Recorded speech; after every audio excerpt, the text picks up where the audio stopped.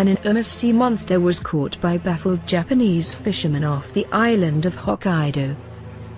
A ferocious-looking fish with a gigantic head and sharp, protruding teeth has been found swimming in the waters of Pacific Ocean.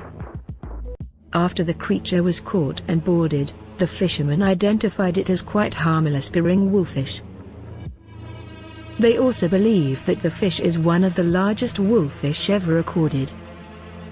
Adult wolffish can grow to 112 centimeters and weigh up to 15 kilograms, but the captured creature's length is estimated to be around 2 meters long. Despite its monstrous looks and scary name, wolffish is not dangerous for humans. It dines on crabs and mollusks. Hiroshi Hirasaka, who uploaded the photos to Twitter, wrote, "It was worth flying to Shiretoko, Hokkaido's, twice within 3 months. This guy is super cool.